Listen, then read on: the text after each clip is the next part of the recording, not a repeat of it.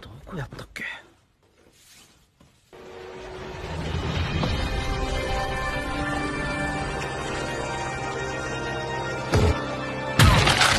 The most terrifying stands, King Crimson, has been a long time coming video. If you are an older fan of the channel, you would remember that I had a King Crimson profile pic for a very long time because, well, King Crimson is one of my favorite stands in all of JoJo for a plethora of reasons, but honestly, it just looks cool to me. On top of the fact the stand is super powerful and should belong in this category of the most terrifying stands that I've kind of made up on the internet. And starting off, as always, the musical references behind the stand. Surprisingly enough here, there is a lot going on here. A total of 6 references with 1 album to King Crimson alone is the most in the entire franchise, if I am correct. So going down the list, we actually start at probably the first and most obvious one, the name of the band, King Crimson. Being a progressive rock band from the late 60s, they are a band that is very influential to modern times, as they would pioneer the album cover art that a lot of artists would use today and probably influenced a lot of modern rock. Basically the grandfathers of the music industry. Other than that, nothing really else kind of calls back into King Crimson other than namesake. But the next 3, of course, are massively important for literally everything in part 5, so here we go. The biggest one being Court of the Crimson King. This isn't really a direct reference to King Crimson or Diavolo, but more or less the group that he leads, Passione, an Italian mafia group that basically kind of controls Italy secretly in part 5, being led by Diavolo and King Crimson. Funny enough, the song itself references a lot of people in the court that more or less probably actually inspired a lot of the characters within Passione. Probably the 2 most I can probably figure out here would most likely be the jester being Risotto and one of the other few characters being maybe Bucciolati or Giorno maybe, but that is speculation at most. But you can see a lot of the characters in this song within Passione just a little bit if you squint. Next up being Epitaph, a song that probably inspires 2 things for Diavolo's character. One, of course, being the name of the substand Epitaph, the ability to literally see 10 seconds into the future, and second, most likely Diavolo's overall character. Epitaph is a song about seeing the nearby doom of the future coming forward and the yearning to want to change it. But instead of having a good result to the issue, more or less in Diavolo's case, it's probably making the situation worse as he is now king of everything. Bonus, you could also say this song inspired the idea of the Requiem arrow and stuff, but that one's for a completely different video, so I'm not really going to cover it here. Next, 21st Century Schizoid Man. Probably one of the most well-known references here, thank you Kanye, is a literal song about a man with schizophrenia living in the 21st century. Literally taken at face value by Iraqi, Doppio literally has schizophrenia. Diavolo is literally a second personality that is so bad that his literal body will transform into a completely different person. Also, yes, I'm part of the crowd that thinks Doppio is the main personality, as in literal schizophrenia cases, usually the second personality knows of its existence and knows about the main person's. The other main person doesn't actually know the second one does. So in this case, accurately speaking, Doppio is the main personality here. And that's all you need to really know before talking about King Crimson, as more or less the entire basis of the idea of King Crimson is this kind of ruler or boss that's just kind of going crazy, that has this insane court and has these ideas of trying to overcome fate or trying to be fate itself, and just overall just being a really creepy, weird king kind of aesthetic that works incredibly well. But the other 2 references are kind of fun. Of course, the faces of the album cover literally inspired, King Crimson's weird ass looking face, and most likely Moonchild is something that inspired Trish's character. That one is kind of a Meta's original, and I don't see a lot of people talking about that one, but it's something I would like to point out. A long reference sheet out of the way, let's finally talk about King Crimson itself.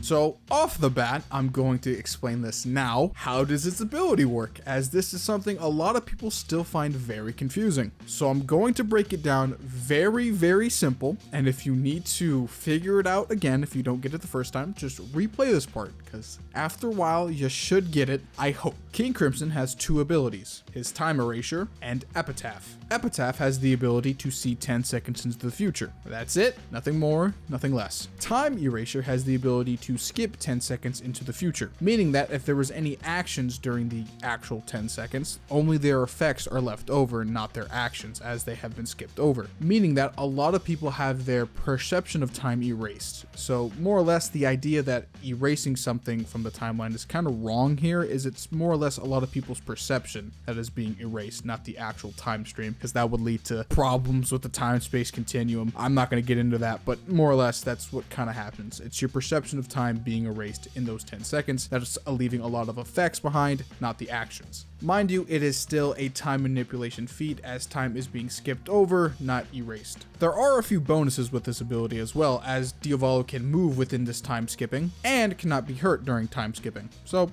pretty powerful ability. By now, I hope you're kind of figuring out how powerful this ability truly is, as King Crimson is monstrously powerful, having the ability to see a mere 10 seconds into the future and realizing, hey, there's a bad outcome that I don't want. Boom, skips over it, so it never technically happened, but the effects are still left around, is extremely powerful, and is probably by far one of the most powerful abilities in all of JoJo, to the point where a lot of people still think that Diavolo is one of the strongest villains in the entire franchise, and I'm meaning that very seriously. Diavolo technically is like one really good AP feat away from being one of the strongest, to the point where he could probably defeat Dio, Jotaro, and Pucci with Made in Heaven. Not even joking there. And on the topic of scaling King Crimson, let's talk about that. In a time before Part 5, Jean-Pierre Polnareff would go to Europe trying to figure out why there was such a rampant drug problem. Apparently, Diavolo was this problem, which would lead into an encounter between the two, which led to Diavolo completely destroying Polnareff. While I have stated this previously in other videos where this would just lead to a really crazy speed feat for Diavolo, but there is something here that I haven't mentioned previously. We know that Polnareff is an extremely experienced stand user. Look at Stardust Crusaders for an example. While yes, Polnareff is treated like a joke character for a majority of the time, there is a lot of highlight moments with him that show that he is extremely powerful. The fight against Hangman and Vanilla Ice should be great examples here to show you. He outsmarts his opponents and even outlasts them, which is extremely consistent with Polnareff, funny enough, because eventually he would be taken over by Anubis and would fight Jotaro, where even Jotaro would consider Polnareff an extreme threat. This is coming from the guy that has a stand that can reach massively faster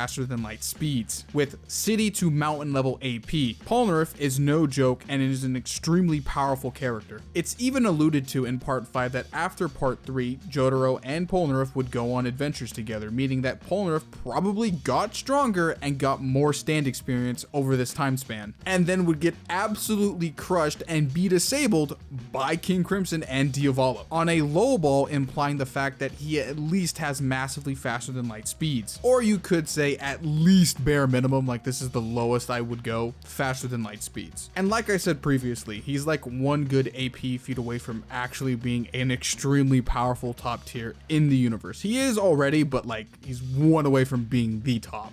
Now, remember, he actually does make up for this lack of AP with other feats. The most wild one is being able to at least survive with a large amount of iron out of his system fighting Risotto. There is only a certain amount of iron in the bloodstream, and the fact that Diavolo / Doppio here had so much he was able to make a large amount of iron weapons and survive being attacked with them by Risotto, making this a really good durability feat. And shortly after this, he would use his intelligence and his nearby surroundings and use time skip for Aerosmith to kill Risotto, making that a really good intelligence feat for him, which is really consistent with his character. As shortly after this, in the Requiem Quietly Plays, he would use the confusion of Silver Chariot Requiem to get closer to the Requiem arrow. While he did end up losing the arrow, the fact that he was able to pull off confusing the group for so long is still really good on his part, slowly biding his time trying to get closer to the arrow. The only thing holding him back was, well, Silver Chariot Requiem. As in an earlier encounter with Bucciolati, literally in his introduction, he probably could have taken out the entire team. The only thing holding him back was he didn't want anybody to see his face. If previous intelligent feats and speed feats are to be taken in mind here, he probably could have done it. It's not him just hyping himself up thinking that he's the greatest in the world. He has the stats, the time skip, and the epitaph to do this. I would argue out of the entire cast of stand users within JoJo, King Crimson could probably defeat a majority of them hands down. The only ones beating him would be the ones with crazy ass hacks from looking at Wonder Review, or just better,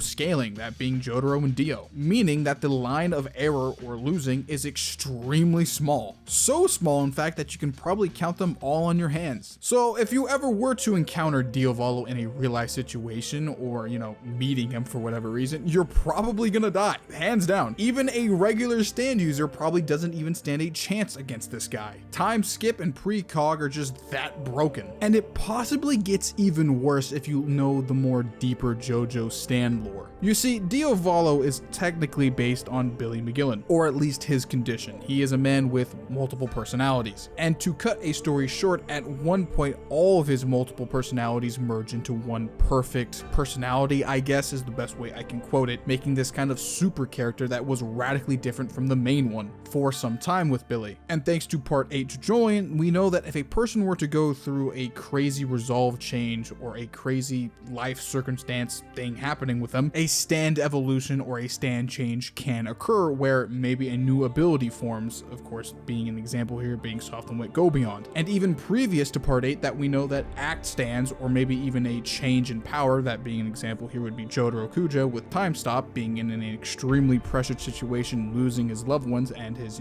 friend group, a stand evolution or a stand change in power can occur. An example of the acts would be Echo's act 1 through 3 or Tuss act 1 through 4. So in this example, if Doppio were to become self-aware of Diavolo and maybe some type of multiple personality fusion were to occur, this could possibly lead into a completely different or even a stronger version of King Crimson. Note, I would like to add upon all of this is just fan speculation on how certain things work in this universe. Even if this doesn't occur, King Crimson by himself is still extremely powerful, like I've said previously. I would probably even say he's probably one of the more intelligent villains in the series, and paired up with a stand that can have the ability to see the incoming fate and able to skip over it is extremely good and powerful. That alone would put him in this category of the most terrifying stands. Also, he looks creepy as fuck, if I forgot to mention that. Like, dude, please stop smiling. Well, that's going to be the end of the video. Like, comment, share, subscribe, follow me on Twitter, stay hydrated. See you in the next one, ladies and gentlemen.